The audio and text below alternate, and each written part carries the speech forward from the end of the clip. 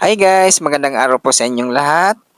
Gusto niyo ba ng ganitong video tungkol sa pagre-repack ng mga gummy candy, manipis crackers, sampalok, deli, sweet beans, at iba pang mga kotkotin? Guys, ito po ang Gummy Digs Vlog. Nagpapasalamat sa lahat ng mga subscribers at lahat ng mga nanonood sa mga video ng Gummy Digs Vlog. Thank you guys.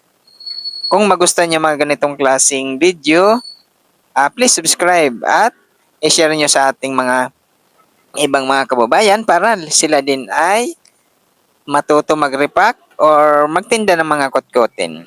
Ang re-repackin natin ngayon, Gummy, Gummy Love Candy. Ang Gummy Love Candy ay nagkakalaga ng 112 pesos ang isang kilo. Ang 2.5 kilograms or isang bag nitong Gummy Love Candy ay nagkakalaga ng 280 pesos presyong Divisoria, Manila. Ang gagamitin natin plastic 3x4, 4 pieces na Gummy Love Candy para sa 5 peso. Kailangan lang guys, bibilisan lang natin ating pagre-repack nitong mga gummy para maging makintab lang siya at saka magiging mabango siya pagka may babalot natin siya kaagad. Ito guys, mabibili natin to sa mga palengke na malalapit lang sa ating mga lugar o di kaya kung andito tayo sa Metro Manila, punta lang tayo ng Divisoria, Manila or sa mga palengke na malapit lang sa ating mga lugar. Pupuntahan nyo lang or kayo mismo ang pipili guys ng mga bibilhin ninyong mga kotkotin, mga gummy candy. Kailangan pag sa gummy candy ay yung hindi naglalagkit guys ang ating pipiliin at saka yung malinaw ang plastic para makakakuha tayo ng magandang mga gummy candy at mga pangtinda. Ito kailangan bago naman natin to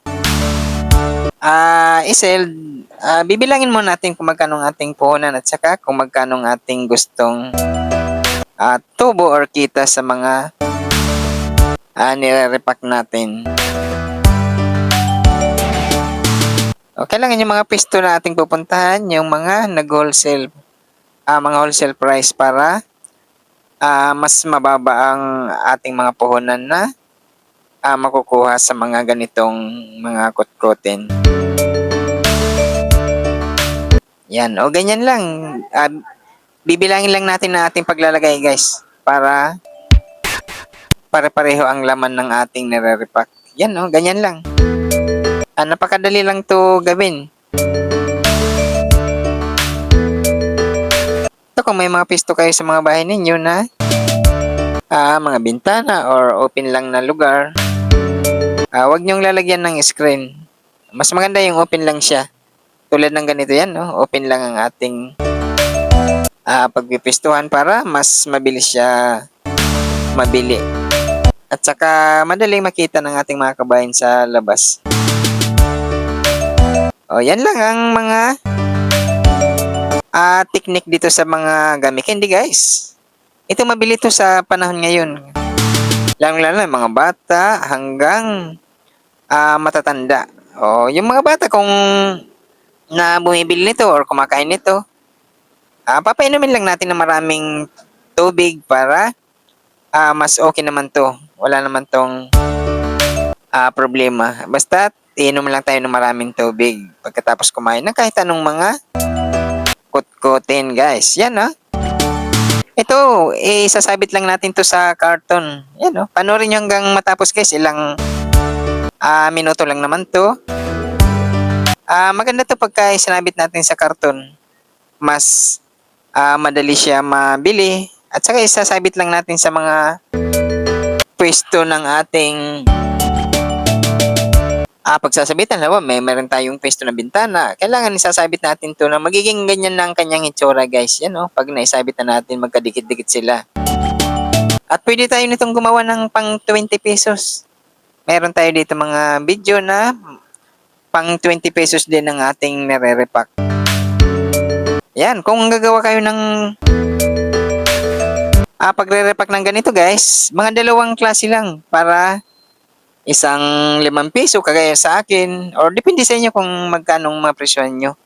At saka isang 20 pesos, dalawang klase lang, isang malaki at saka isang maliit para hindi malilito ang ating mga kababayan.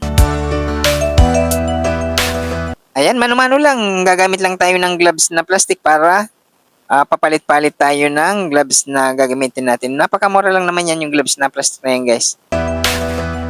Bawat ibang rarapakin natin, ibang gloves naman ang gagamitin natin. Yan lang, napaka-simple lang. Kailangan meron kayong mga heat sealer na gagamitin, guys, para mas mabilis natin ma-sell or maisasara itong nire-repack natin.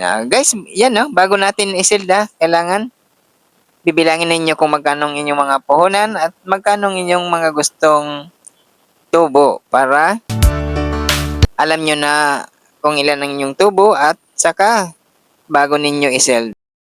Yan lang. Madali lang to gawin. Mas magandang ganito, hindi na tayo magluluto.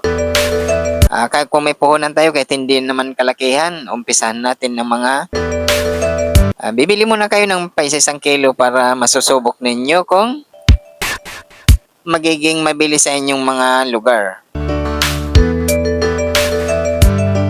Yan lang ang mga pag-uumpisa dito sa mga gamikindi. Napakaganda tong mga kutkuting, guys. Lalo na itong mga kutkuting kasi pabalik-balik lang ang ating mga customer ito.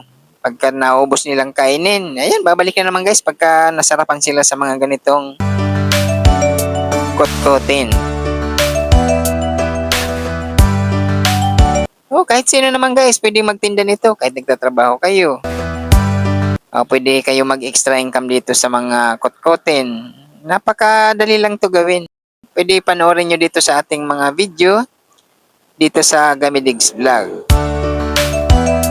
Guys, kung okay lang naman sa inyo, pwede pa-subscribe itong ating channel para mas marami pa tayong or mas lumago pa itong ating channel at marami pa tayong magagawang video na maibabahagi sa ating mga kababayan at lahat tayo para kumita dito sa mga kutkutin. Yan, kahit nasa bahay lang tayo, pwede tayong kumita. Hindi na tayo aalis araw-araw. Pwede na kung magiging mabili ito sa ating mga lugar. Yan, nasa bahay ka lang, hawak mo ang iyong oras. Kahit naman anong oras mag-repack ng ganito, guys, napakadali lang gawin. Kailangan lang magiging masipag lang kayo ng ganitong mga pagre-repack. At alamin nyo lang ang mga technique dito sa mga pagtitinda ng mga kutkutin. Guys, kung anong hindi mabili ng mga gami or mga kutkutin, huwag nyo nang bibilhin sa susunod yung pamimili. Marami naman tayong pagpipilian ng mga iba't ibang mga kutkutin. Kasi ang mga bumibili nito, guys, may mga kanya-kanyang paborito. Kung anong binibili niya, yun, at ulit-ulitin lang nila bilhin yan. Kaya napakaganda itong mga kutkutin tulad itong mga gamikindi. Ayan, panoorin nyo hanggang sa huli para matutunan nyo ang mga pagre-repack. Ilang minutes lang yan, guys. Ilang minutes lang to. 40 minutes, pwede itong makatulong sa iyo. Halimbawa, naghahanap ka ng pagkakakitaan dito sa mga kutkutin. Itong isang bag, guys, ang binibili ko per bag na, yung 2 kilo at kalahating kilo ang timbang. 280 dito sa Divisoria. Di ko lang alam sa ibang lugar, guys, kung magkano. Tutubo to ng mga 200 lagpas din ang tubo nito, guys. Kailangan lang maging marunong lang tayo sa pagre-repack at saka maingat lang tayo dito sa mga kailangan gumagamit tayo ng mga drum na paglalagyan natin ng mga ganito, guys, para hindi siya mainitan. Yan, pagkatapos natin i-display, ayan, lalagay lang natin sa mga drum na pwede natin pag-iimbakan.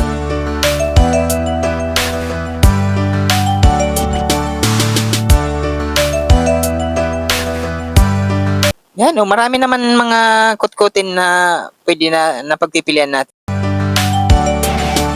Tulad ng mga mani, fish crackers, sampalok, dilis, sweet beans, pop beans, yan. Maraming mga pagpipilian tayo. Tulad ng mga marshmallow na maliliit. Mga mabibili yan.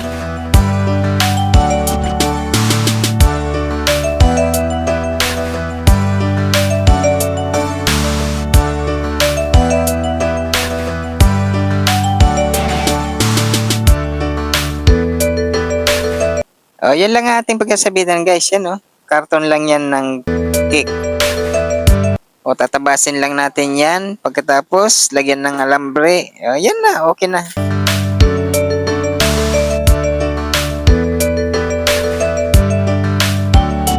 Yan, pag-stapler natin ito, magkabilang gilid lang. Para maganda tingnan at saka mas marami tayong may lalagay.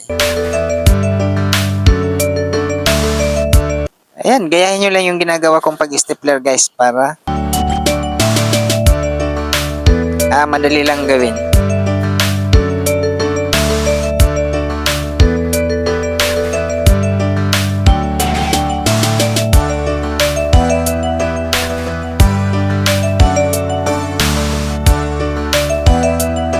Ayan maganda na tingnan yan pagkatapos na yan may isabit lahat.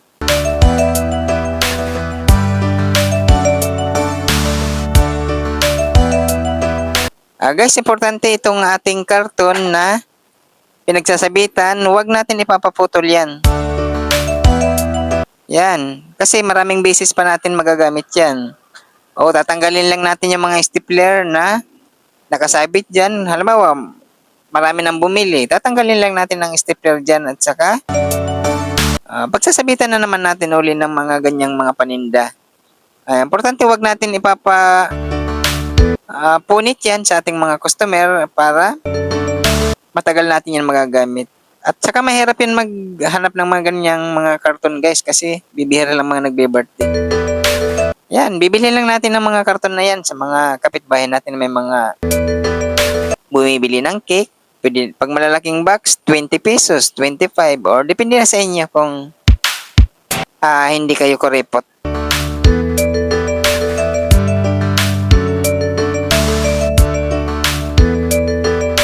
Guys, yan maganda na tingnan. Wow. Yan, pag nakita ng ating mga kabayan, mapapabili sa mga ganitong mga kutkutin. At saka napakamura lang ang ating mga presyuhan dito, guys, sa ating nire-repack. Ayan, ano lang. Pang 5 piso lang yan. Di ba napakaganda tingnan ng ating ginawang kutkutin na repack. Guys, nagpapasalamat ang Gamidigs Vlog sa lahat ng mga subscribers at lahat ng mga nanonood sa mga video ng Gamidigs Vlog. Thank you guys. Kung magustuhan nyo mga ganitong klaseng video, please subscribe at pa-share na rin sa ating para mas marami pa tayong ma-share ng mga ganitong video at sila din ay kumita or gawin din nilang ganitong mga pagtitinda ng mga kotkotin. Thank you guys. Bye. Gawin nyo rin mga ganitong pagre-repack.